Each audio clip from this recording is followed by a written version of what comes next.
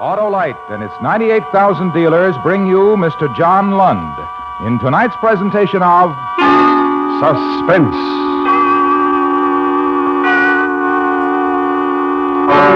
Tonight, Autolite presents a story from your morning newspaper. The dramatic expose of narcotics peddling among teenagers, as reported in Melody in Dreams. Our star, Mr. John Lund.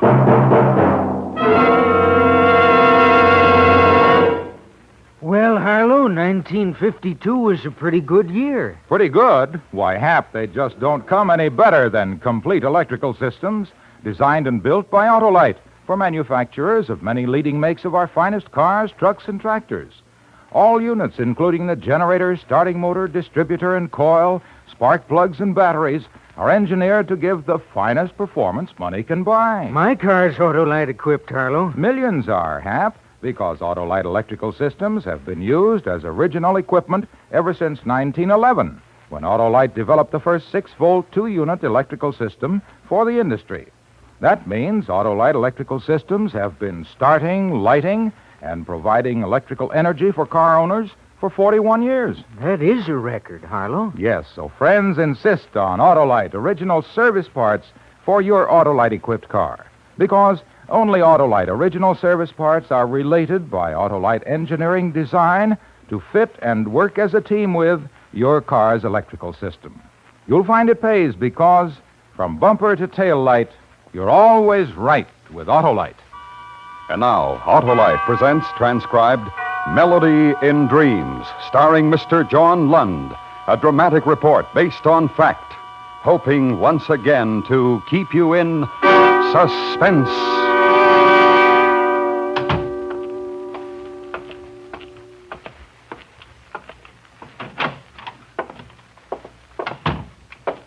Hi, Lieutenant. Where's Shank? He's in the other office on the telephone. Thanks. Right, Mr. Graff. Yes, sir. I have the address. We'll try to get out there as soon as we can. Keep the girl there. Yes, sir. Oh, hi, Chris. What was it, Luke? Might be the lead. Fat chance. There was a guy named Graff, Walter Graff. He lives out on South Tyburn. He found a cache of marijuana cigarettes hidden in an old coffee can in his daughter's bedroom. How old is the girl? All of 16. She nearly went hysterical when the old man confronted her with a can with the cigarettes. Yeah, they all do. This kid's throwing convulsions. Huh. The old man must be a funny character. Can you imagine? Made a citizen's arrest of his own daughter.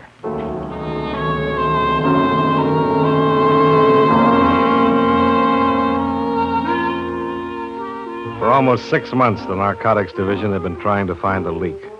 The hole through which an estimated $70,000 worth of drugs was being passed to high school kids monthly in the forms of marijuana, opium, and heroin.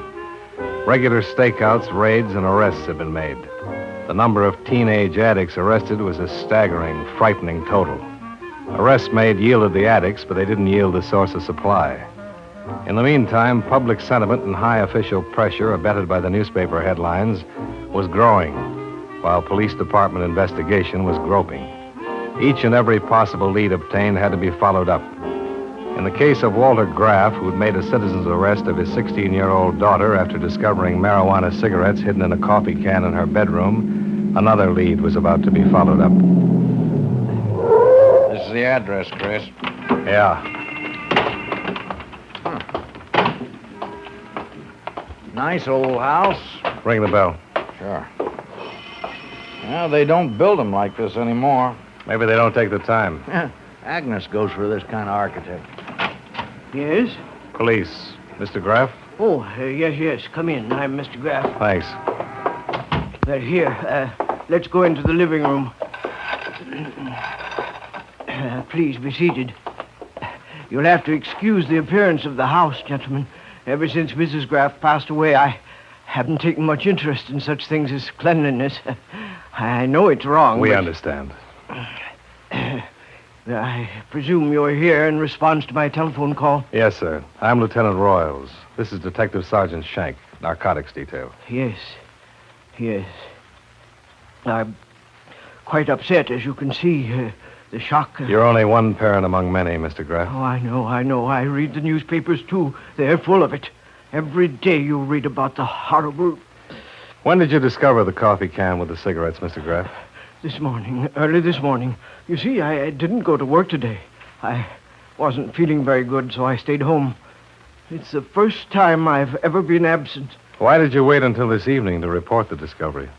Why did I wait until this evening? Yeah. Well, because I couldn't believe it. I simply couldn't believe it. Don't you understand? Joan is my child. How is a father supposed to believe such a terrible thing of his child? We understand. I had to give Joni a chance to deny it, Lieutenant. I had to give her a chance to yell to her papa that she knew nothing about the coffee can and its sinful contents. Did she deny knowing about the can? Deny it? She didn't even try to defend herself. She admitted the guilt. But what hurt most of all was her arrogance. What are you going to do about it, she said to me. I did the only thing I thought was right to do. I called the police. I'm sorry, Mr. Graff. Oh, don't be sorry, Lieutenant Royals. It's a very funny story, and the neighbors will thoroughly enjoy it. Ring around the rosy. Old man Graff arrested his daughter. She's a dope fiend, pocket full of posies. What made you suspect the cigarettes contained marijuana, Mr. Graff? Suspect? How do I know? Well, lots of things. Joan's moods, strange moods. Moods which I can't describe to you because I don't know how. Her friends. Friends? One in particular. Mickey Malone. No good, Lieutenant. I see. Where is the can with the cigarettes, Mr. Graff? One moment.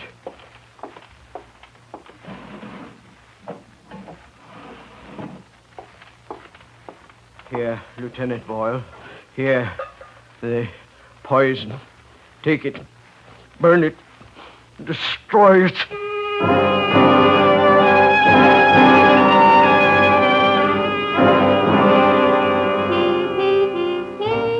The time was 7:30 when Joan Graff was booked in at police headquarters on a charge of illegal possession of narcotics. The file sheet also listed the name of the arresting citizen, Walter Graff, the girl's own father.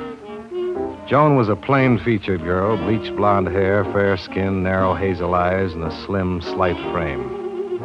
After Detective Sergeant Shank had finished typing the police report, we took the girl back to interrogation for further questioning. Go ahead, Joan. Sit down. Thank you. Tell me, Joan, how old are you? 16. Do you know why you're here? Yes, my father arrested me. That's why I'm here. You've broken a law, Joan. A very serious law. Does everyone get a sermon? This is no sermon. You've been charged with illegal possession of narcotics. That's a very serious charge. I know. I also know I'm a minor. Yes, you are. In which case, you'll be turned over to the juvenile authorities. What'll they do to me? They can do a lot. They have the authority to take you out of school, away from your friends, give you the treatment you need. They can also send you to a detention home if necessary. What kind of meals do they serve? Well, they don't serve cigarettes like these in detention homes. Where'd you get them? Nowhere. They didn't just happen out of thin air. Where'd you get them? I don't know where I got them. Look, Joan, you've broken the law. You've done something very wrong. But it's not entirely your fault. You're not the real enemy. The real enemy is the person who sold you these cigarettes. And that's the enemy we want. Who was it? Please, I don't remember where I got them. Are you trying to shield somebody, Joan? Is that it? No, it's nobody. I don't know. All right, Joan.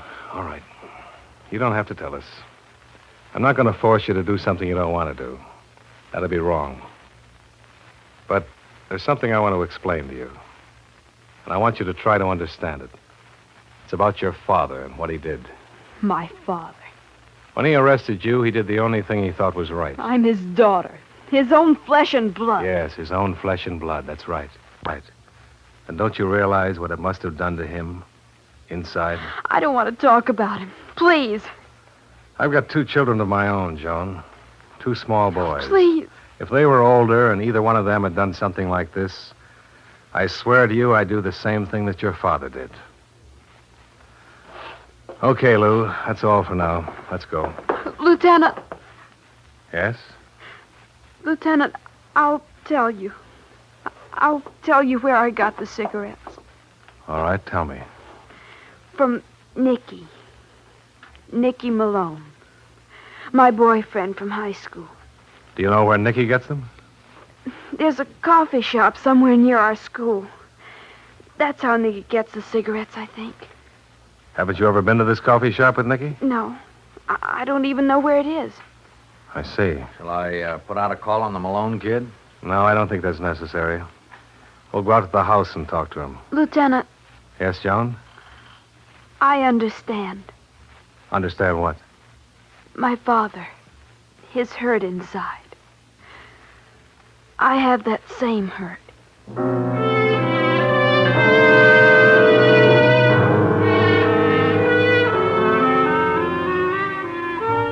Joan Graff volunteered the address of her high school boyfriend, Nicky Malone. Detective Sergeant Shank made arrangements for the girl to be turned over to the juvenile authorities pending further investigation, and then we went out to question Nicky Malone. The address the girl had given us turned out to be located in a rundown section of the city. 763 was a white single-frame house badly in need of repairs. The shades were drawn, but a dim light inside indicated someone was at home. Want to knock? Sure.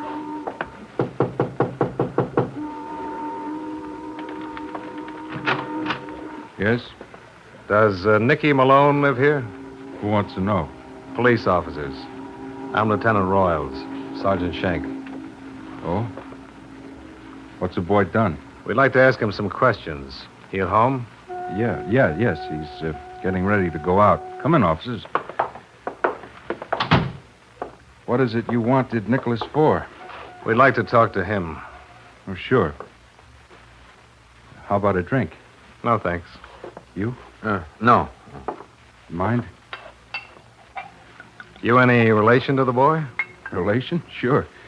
I'm his Uncle Fred. Nicky. Nicky! Yeah? What do you want? What's the matter? These are policemen, Nicky. They want to talk to you. Right? That's right. Policeman. What do you want to talk to me about? It's about your sideline at high school. Beats me. What kind of a sideline you guys talking about? Narcotics? You guys must be crazy. You know what we're talking about. I do. Nicholas, maybe Listen to these guys, Unc. Shake him down, Lou. Hey, what is this? Routine, Nicky. Come on, empty your pockets. What? I said empty your pockets. Oh, for the Come on. Oh. There. That's what I got in my pockets. A jackknife, a handkerchief, some change, and a billfold. Go on, bite the quarter. Maybe you'll get a kick. You're pretty funny, son. Where's your room? You saw me come out the door. Want to take a look, Lou? Yeah. Don't you think you'd better tell me what this is all about, Lieutenant? I am the boy's guardian. We suspect your nephew of passing out marijuana cigarettes to students at his high school. Marijuana cigarettes? There must be some mistake, Lieutenant, not Nicholas. Of course not me. That isn't what your girlfriend Joan told us. I get it now. That kid gets caught with the weed and she tries to pass the buck to me. Why, if I ever get my hands on her... All right, Nicholas, that's enough. Anything, Lou? Clean as a whistle. Okay, Nicky, where is it? Where's what? The cigarettes. Look, I told you once, I'll tell you again. I don't know what you're talking about. I don't have no marijuana cigarettes. You found me clean, didn't you? Make me some trouble. That isn't what your girlfriend Joan Graff told us. I don't care what she told you. You got no evidence to arrest me. All right, Nicky. That's all for now. Come on, Lou.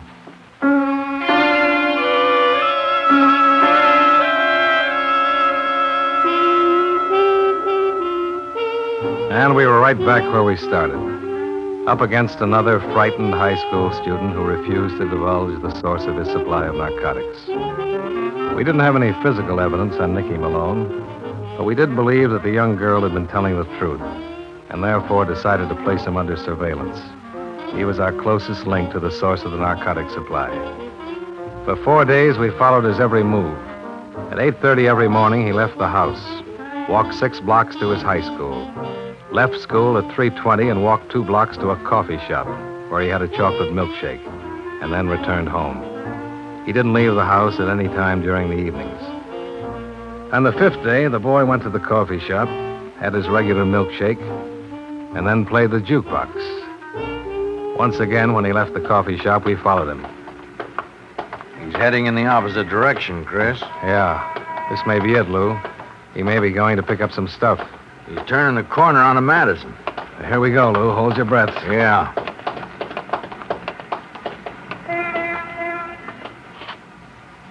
Huh. Pretty bright kid, huh, Chris? Yeah. If we're right about him, we've got nothing but trouble. He's disappeared.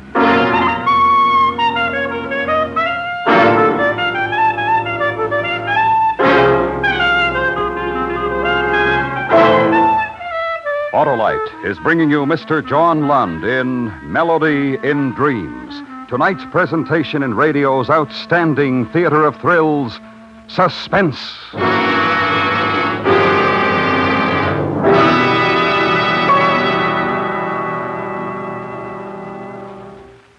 Any New Year's resolutions, Harlow? 2 mighty important ones to help car owners everywhere, Hap. Oh, how, Harlow? Why, by reminding them that their car's electrical system works like a beaver. Every second their engine runs, and it provides energy for starting, sounding the horn, lights, heater, radio, electric windshield wiper, and cigarette lighter. Autolite makes complete electrical systems used as original equipment on many leading makes of our finest cars, trucks, and tractors. Right you are, Hap, and that's why my second resolution is to tell car owners to treat the important electrical system of their car to a periodic checkup for top performance at all times. Good advice, Harlow. Right. So, friends, have your car's electrical system checked by experts.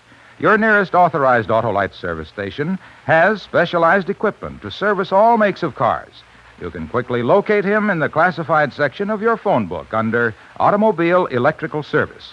Or call Western Union by number and ask for Operator 25. And remember, from bumper to tail light, you're always right with Autolite. And now, Autolite brings back to our Hollywood soundstage Mr. John Lund in Elliot Lewis's production of Melody in Dreams, a dramatic report well calculated to keep you in suspense.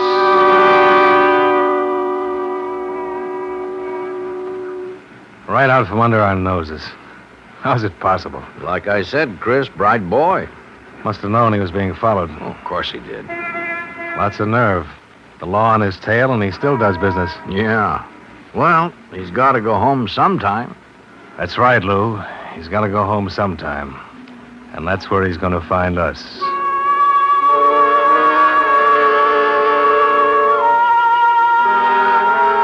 We got back in the police car and drove over to the Malone house, parked across the street and waited.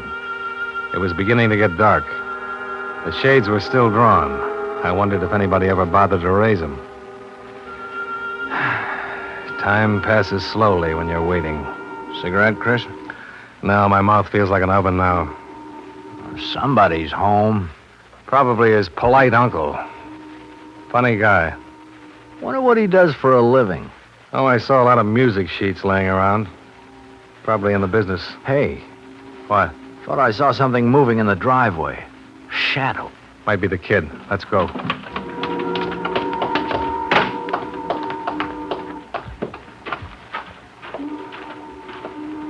Hey, it is somebody. Get your flash ready.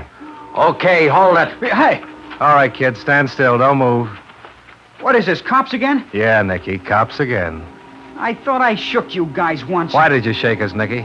Because I don't like being followed. That's your story, son. Where have you been? I haven't been anywhere. Where'd you go after you lost us? I went for a walk in the park. What did you do? Pick up the stuff? What stuff? All right, Lou. I'll hold the light. Shake him. No. What is this, a habit? I got some rights. Come Leave me alone. Get come on. your... Easy, son, easy. Hey. What's this, Nicky, in your coat pocket? Nothing. It ain't nothing. Give me that. Open it up, Lou. Chris? That's an awful lot of nothing, Nicky. 6 packs of marijuana cigarettes.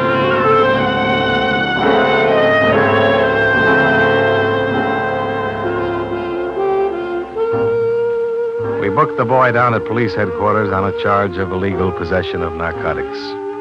And then we interrogated him. Although he realized the seriousness of the charges, he still refused to tell us where he'd obtained the cigarettes.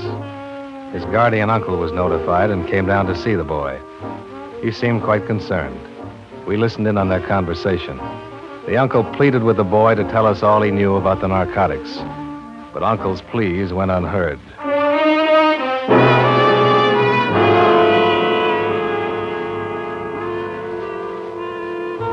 A few days later, I decided to bring Nicky Malone and Joan Graff together, face to face. I didn't know what I hoped to learn. Maybe nothing. Maybe something in a moment of temper. On the morning of December 21st, the young boy and girl were brought to my office. Sit right over there, Nicky. Thanks. Well? Wouldn't you like to say hello to Joan? Hello, Nicky. Know any more good stories, policeman? Nicky, I'm so scared. Scared of what? This whole thing, it's so terrible. She's right, Nicky. Something like this can ruin your whole life. Don't you realize that? Oh, stop with a sermon, will you? Your uncle seems like a pretty nice guy, Nicky. How did you turn out to be such a bad apple?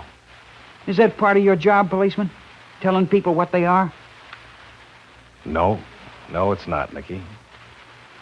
I'm sorry I said that. Because basically, I think you're a good boy. I think you're intelligent enough to know what's right and what's wrong. And you know this is wrong.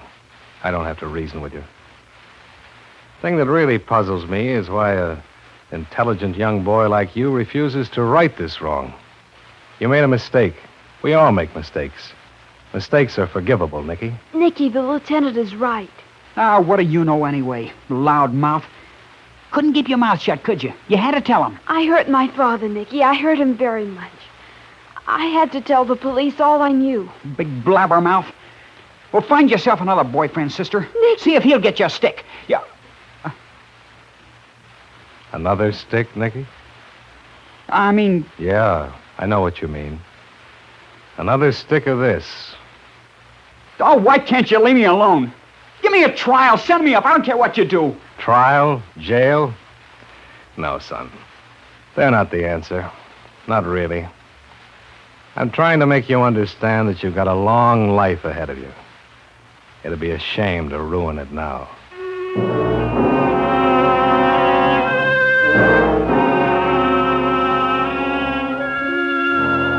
Our last chance, then. Stake out the coffee shop. For 4 days, Detective Shank and myself kept it under surveillance. The evening of December 29th, I walked into the coffee shop to relieve Detective Shank. It was 10 minutes to 7. Lou? Hi, Chris. Don't look so sour. Go home and get some sleep. You gonna sit it out? Yeah, a couple hours, maybe. I'll sit around with you for a while. How about a cup of coffee? Yeah, I'm up to here, no thanks. Anything? No, nothing. Just stares from the guy who owns this place. He keeps leering. If you want me to stick around, go play a record on the jukebox. Here's a dime. The jukebox? Yeah, play something. Let's make it festive around here. The afternoon Nicky got away from us, he broke his pattern. He did something different. Something he'd never done before. He played the jukebox. That's right. He played the jukebox.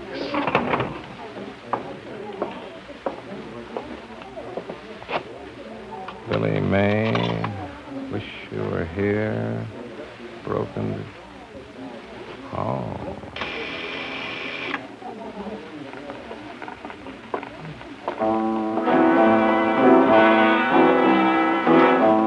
Thanks. Now I'll stay with you for a while. Might even have a cup of coffee. I was right about Nicky's uncle being in the business. What? This is his record. He wrote the tune. He's playing it. Whoa, what do you know? The guy's a celebrity. So that's what he does. Lou, the night we picked up the Malone kid, we thought he was coming home with this stuff, right? Yeah. We couldn't see. It was too dark. But what if it was the other way around? What if the kid was leaving instead of just arriving? Yeah. We've come in here for 4 days straight. That record wasn't on the machine. The day that the kid disappeared, he played the machine. Come on. Let's talk to the guy at the counter. You the owner, mister?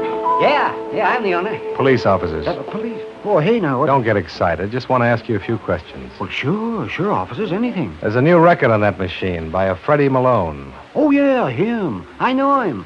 Nice guy. Nice guy? Yeah, every week he comes in, slips me a 10. Slips you 10? Yeah, to put his record on the machine. Says even if it does cost him dough, he wants to push it. It's a nice tune, Melody and Dreams.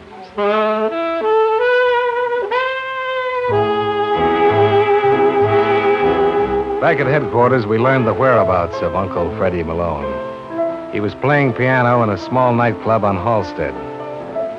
The place was crowded with people when we got there. In a corner off to the right was a platform. And on the platform at the piano sat Freddie Malone. Think there'll be any trouble, Chris? I doubt it, Lou. He's not the type. Hello, Mr. Malone. Hello, police officers. You have a request? Yeah. Melody and Dreams. It's one of my favorites. That's no surprise. It was wrong, huh? Real wrong. A lot of poor, innocent kids, Mr. Malone. Real wrong. Poor, innocent kids. We still don't know how the record figured in. That was how Nicky notified the other kids he was ready to pass the stuff. And the night we caught him? He was leaving the house. He was on his way out to make delivery. Poor kid. Tried to protect me. Yeah. Someday I'll do something for him. Maybe. Shall we go? The manager won't like it if I don't stick around. It's going to be a big night. Can't stick around, huh? Not tonight, Mr. Malone. Let's go.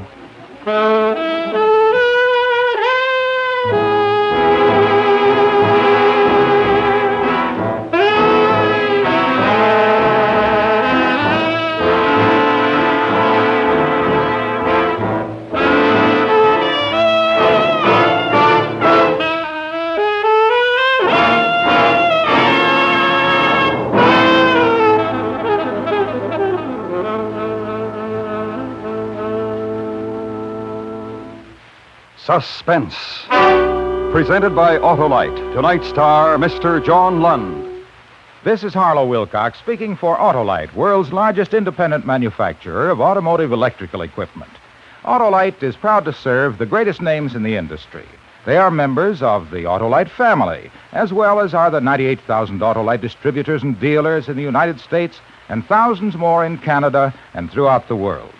Our family also includes the nearly 30,000 men and women in 28 great Autolite plants from coast to coast and Autolite plants in many foreign countries, as well as the 18,000 people who have invested a portion of their savings in Autolite.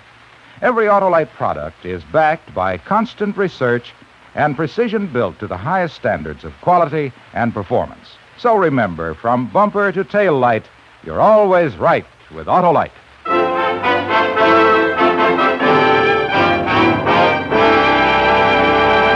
In the next 2 weeks, we will attempt to solve one of the most famous of all literary puzzles as we present Charles Dickens' unfinished novel, The Mystery of Edwin Drood. Our star, Mr. Herbert Marshall. And it begins next week on Suspense. Suspense is produced and directed by Elliott Lewis, with music composed by Lucian Morowick and conducted by Lud Gluskin. Portions of the program were transcribed. Melody and Dreams was written for Suspense by Richard George Petticini. In tonight's story, Ann Whitfield was heard as Joan and Sam Edwards as Nicky. Featured in the cast were Shep Menken, Howard McNear, Joseph Kearns, and Junius Matthews. This is Harlow Wilcox again. When we meet next week, it will also be next year. And so, Autolite and all of us here on Suspense sincerely wish each of you a very happy 1953. Good night. This is the CBS Radio Network.